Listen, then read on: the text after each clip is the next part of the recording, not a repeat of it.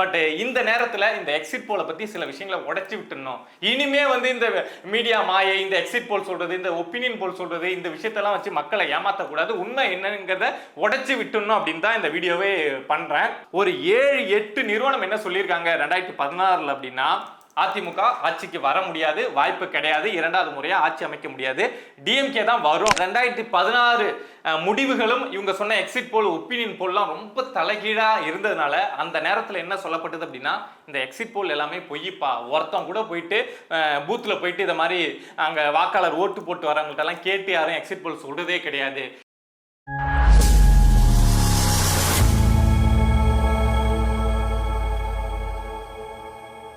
நேத்திலேருந்து exit போல் வந்ததுலேருந்து திமுக ஜெயிச்சிச்சு, திமுக ஆட்சிக்கு வந்துருச்சு, திமுக திமுக திமுகன்னு சொல்லி எல்லாரும் திமுக காரங்களெல்லாம் இந்த ஊபிஸ் எல்லாம் வந்து இந்த எக்ஸிட் போல் அப்படிங்கிறது ரொம்ப சந்தோஷப்படுத்திட்டு இருக்கு. நம்மளே பார்க்க முடியுது. நம்ம இந்த நம்பர்ஸை பார்த்ததுக்கு அப்புறம் திமுக காரங்களுக்கு அப்படியே ஒரு கொண்டாட்டம், என்னமோ எப்படா ரிசல்ட் வரும் அப்படின்னு அவங்க காத்திருக்க ஆரம்பிச்சிட்டாங்க. பட் இந்த நேரத்தில் இந்த எக்ஸிட் போலை பத்தி சில விஷயங்களை உடைச்சு விட்டுணும். இனிமே வந்து இந்த மீடியா மாயை, இந்த எக்ஸிட் போல் சொல்றது, இந்த ஒப்பீனியன் போல் சொல்றது, இந்த விஷயத்தெல்லாம் வச்சு மக்களை ஏமாத்தக்கூடாது, உண்மை என்னங்கிறத உடைச்சு விட்டுணும் அப்படின்னு தான் இந்த வீடியோவே பண்றேன். சில குரூஷியலான சில எலெக்ஷன் இருக்கும்ல, அந்த எலெக்ஷனை எடுத்துக்கிட்டு அந்த எலெக்ஷன்ல யார் என்ன சொல்லியிருக்காங்க, எக்ஸிட் போல்ல என்ன சொல்லியிருக்காங்க, ஒப்பீனியன் போல்ல என்ன சொல்லியிருக்காங்க அப்படிங்கிற விஷயத்த தெரிஞ்சுக்கிட்டோம் அப்படின்னா நம்ம ஈஸியா கண்டுபிடிச்சிடலாம் இந்த எக்ஸிட் போல் எவ்வளவு போலி, இந்த ஒப்பீனியன் போல் வந்து எவ்வளவு போலி அப்படிங்கிறது. நம்ம அதை மாதிரி எலெக்ஷனை தேடி போறோம் அப்படின்னா 2021 எலெக்ஷனை நம்ம எக்ஸாம்பிள் எடுத்துக்கலாமா அப்படின்னா முடியாது. ஏன்னா எல்லாருக்கும் தெரியும் திரும்ப திமுக ஆட்சிக்கு வரப்போது, ஜெயலலிதா மறைஞ்சிட்டாங்க, எடப்பாடி பழனிசாமி ஒரு நியூ ஃபேஸ், ஏடிஎம்கே 10 வருஷம் ஆட்சியில் இருந்துட்டாங்க, ஆன்டி இன்கம்பன்சி இருக்கு அப்படிங்கிறதுனால டிஎம்கே ஆட்சிக்கு வந்துடும் அப்படின்னு நமக்கு எல்லாருக்குமே தெரியும், எல்லாரும் அதுதான் கெஸ் பண்ணாங்க. ஸோ அந்த எலெக்ஷனை நம்ம எடுத்துக்க முடியாது. சரி 2011 எடுத்துக்கலாம், 21 எடுத்துக்க முடியாது, 11 எடுத்துக்கலாம், அதுல இந்த எக்ஸிட் போல்லாம் என்ன சொல்லியிருக்கு, ஒப்பீனியன் போல்லாம் என்ன கதையை விட்டுருக்கு அப்படின்னு எடுத்துக்கலான்னு பார்த்தா 2011 தெரியும் அதாவது அதிமுக ஆட்சிக்கு வந்துருவாங்க அப்படின்னு. ஏன் அப்படின்னா அந்த 2G ஸ்பெக்ட்ரம் ஊழல், காங்கிரஸுக்கும் திமுகவுக்கும் இடையில இருந்த சண்டை, இதெல்லாம் தாண்டி இலங்கையில் நடந்த படுகொலை இருக்குல்ல. ஸோ இந்த விஷயங்கள் ரொம்ப திமுக மேல அதிருப்தி இருந்ததுனால 2011 அதிமுக ஆட்சிக்கு வந்துருவாங்க அப்படின்னு தெரியும். அதுவும் ஒரு பெரிய குரூஷியலான எலெக்ஷன்லாம் கிடையாது. ஆனா 2016 எடுத்து பாத்தீங்க அப்படின்னா ஆட்சி மாறுமா, தமிழ்நாட்டில் இரண்டாவது முறையா ஆட்சி அமைக்கிறது அப்படிங்கிறது சாத்தியமே கிடையாது, முடியவே முடியாது அப்படின்னு சொல்லப்பட்ட சூழல். அந்த நேரத்தில் ஜெயலலிதா வந்து நாங்க 234 தொகுதியிலையும் ரெட்டையில நிக்கிறோம் அப்படின்னு ஒரு பெரிய போல்டான டிசிஷனை எடுத்து அந்த நேரத்தில் யாராலையுமே கெஸ் பண்ணவே முடியல, திமுக வருமா அதிமுக வருமா அப்படின்னு 2016 கெஸ் பண்ணவே முடியல. ஏன் அப்படின்னா இரண்டாவது முறையா அதிமுக, அதாவது ஒரு கட்சி தமிழ்நாட்டில் ஆட்சிக்கு வர்றது ரொம்ப கஷ்டம் அப்படிங்கிறதுனால எந்த கட்சி ஆட்சிக்கு வரும் அப்படிங்கிறத முடிவு பண்ண முடியாமலே இருந்தது. ஸோ அந்த நேரத்தில் இந்த மாதிரி ஒப்பீனியன் போல் அப்படிங்கிறத சில பேர் வெளியிட்டு இருப்பாங்கல்ல, எக்ஸிட் போல், அதாவது கணிக்க முடியாத தேர்தலில் கணிச்சு சொல்றதுக்கு தானே, மக்களே கணிக்கிற தேர்தலில் இவங்க என்ன கணிச்சு நமக்கு சொல்றது. ஸோ அப்போ இவங்க என்ன சொல்லியிருக்காங்க, இப்போ இந்த எக்ஸிட் போல் வந்து திமுகன்னு கொண்டாடுறது இல்லை, 2016 என்ன சொல்லியிருக்காங்க அப்படிங்கிற விஷயத்த நான் உங்கள்கிட்ட சொன்னேன் அப்படின்னா இந்த எக்ஸிட் போல பார்த்து நீங்களே அப்படின்ட்டு போயிடுவீங்க.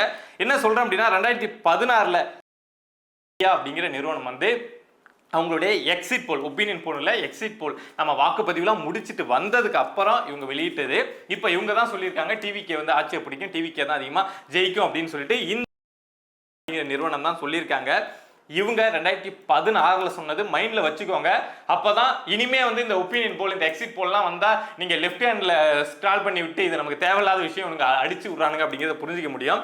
2016 டிஎம்கே வந்து 124 இடத்துல இருந்து 140 இடம் ஜெயிப்பாங்க அப்படின்னு சொல்லிட்டு இந்த ஆக்சிஸ் மை இந்தியா சொன்னாங்க. ஏடிஎம்கே வந்து 89 இருந்து 101 இடங்கள் ஜெயிப்பாங்க அப்படின்னு சொல்லியிருந்தாங்க. அப்படின்னு சொல்லப்படக்கூடிய இன்னொரு நிறுவனம் என்ன சொல்லியிருந்தாங்க அப்படின்னா டிஎம்கே வந்து 114 இருந்து 120 வரைக்கும் ஜெயிப்பாங்க, ஏடிஎம்கே 95 இருந்து 100 வரைக்கும் தான் ஜெயிக்க முடியும் அப்படின்னு சொல்லியிருந்தாங்க.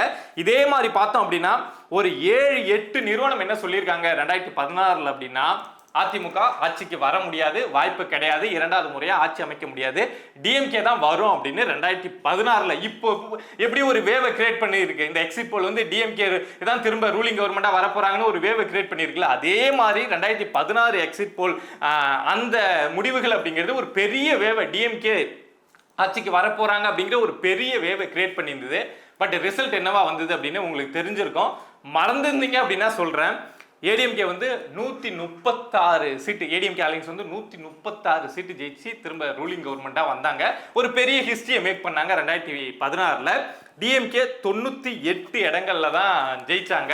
ஸோ இந்த 2016 முடிவுகளும் இவங்க சொன்ன எக்ஸிட் போல் ஒப்பீனியன் போல்லாம் ரொம்ப தலைகீழா இருந்ததுனால அந்த நேரத்தில் என்ன சொல்லப்பட்டது அப்படின்னா, இந்த எக்ஸிட் போல் எல்லாமே பொய்ப்பா, ஒருத்தம் கூட போயிட்டு பூத்துல போயிட்டு இதை மாதிரி அங்க வாக்காளர் ஓட்டு போட்டு வரவங்கள்ட்ட எல்லாம் கேட்டு யாரும் எக்ஸிட் போல் சொல்றதே கிடையாது, இந்த ஒப்பீனியன் போல்லாம் நம்பர் சொல்றாங்களே ஒழிஞ்சு யாரும் ப்ராப்பரா வேலை பார்த்துலாம் செய்யறதே கிடையாது அப்படின்னு ஒரு பெரிய வேவ், இந்த எக்ஸிட் போல் போய் இந்த ஒப்பீனியன் போல்லாம் பொய் அப்படிங்கிற அளவுக்கு ஒரு பெரிய வேவ் அப்படிங்கிறது தமிழ்நாடு முழுக்க கிரியேட் ஆச்சு.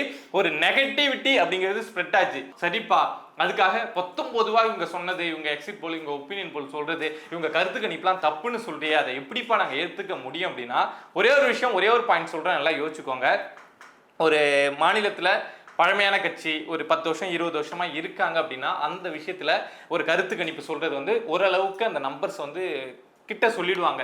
ஏன் அப்படின்னா அவங்க ஆல்ரெடி அந்தந்த எலெக்ஷன்ல எத்தனை % ஓட்டு எடுத்திருக்காங்க அப்படிங்கிறத வச்சு ஆல்ரெடி 35 எடுத்திருக்காங்களா, ஸோ இந்த அதிகபட்சமா அந்த கட்சியால இன்னொரு புது எலெக்ஷன்ல என்ன பண்ண முடியும், 40 எடுக்க முடியும். இல்ல மக்கள் வந்து எதிர்த்து வாக்களிக்கிறாங்க அப்படின்னா அது வந்து 30 குறையும். ஸோ இதை வச்சு ஒரு பழமையான கட்சிக்கு வந்து இவங்க இத்தனை % ஓட்டு தான் வாங்குவாங்க, இவங்க இத்தனை சீட்டு தான் வாங்குவாங்க அப்படின்னு கணிக்கிறது ஓரளவுக்கு சாத்தியமான விஷயம், அதை வந்து பண்ண முடியும். ஆனா புதுசா வரக்கூடிய ஒரு நபருக்கு வந்து இவங்க இத்தனை சீட்டு வாங்குவாங்க, இத்தனை % வாங்குவாங்க அப்படின்னு கணிக்கிறது அப்படிங்கிறது முடியாத விஷயம். ஆனா அது திரும்ப திரும்ப முயற்சி பண்ணி இந்த நிறுவனங்கள் எல்லாமே தோத்துட்டு இருக்காங்க.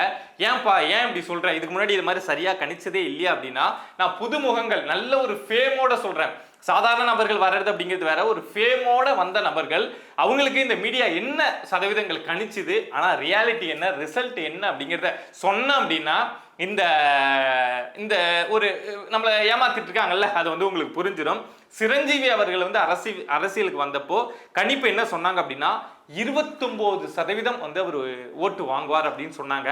ஆனா ரிசல்ட் என்னவா இருந்தது அப்படின்னா, கூட்டணியில அமைச்சு அவங்க சொன்னது சிரஞ்சீவிக்கு 29%, ஆனா சிரஞ்சீவி கூட்டணியில அமைச்சு எவ்வளவு வாங்கினார் தெரியுமா, 15% வாங்கினாரு. இவங்க சொன்னதுல இருந்து பாதி வித்து கூட்டணியோட சிரஞ்சீவியால அவ்வளவுதான் வாங்க முடிஞ்சது. பவன் கல்யாண் அவரு வந்து அரசியலுக்கு வரப்போ என்ன சொன்னாங்க அப்படின்னா, கணிப்பு வந்து 21% வாங்குவாரு, பவன் கல்யாண் வந்து 21% வாங்குவார் அப்படின்னு சொன்னாங்க.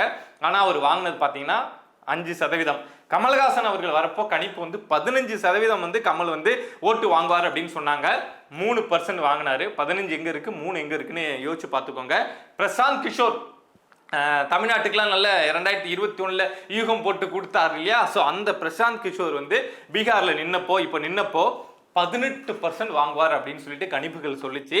ஆனா பெற்றது பாத்தீங்க அப்படின்னா பிரசாந்த் கிஷோர் வாங்கின ஓட்டு சதவீதம் அப்படின்னா 3%. திரை பிரபலங்கள் இந்த பிரசாந்த் கிஷோர் இவங்க எல்லாருமே பாத்தீங்க அப்படின்னா இவங்க ஒரு கணிப்பு அப்படிங்கிறது இந்த நிறுவனம் எல்லாம் இப்ப யாரெல்லாம் எக்ஸிட் போல் விட்டுருக்காங்களோ அந்த நிறுவனம் தானே இதுக்கும் விட்டுருப்பாங்க. ஸோ அவங்க எல்லாம் சொன்னதை விட சரி பாதி இல்ல 4ல் 1 மடங்கு வாக்கு தான் வாங்கினாங்க அப்படிங்கிறது உண்மை.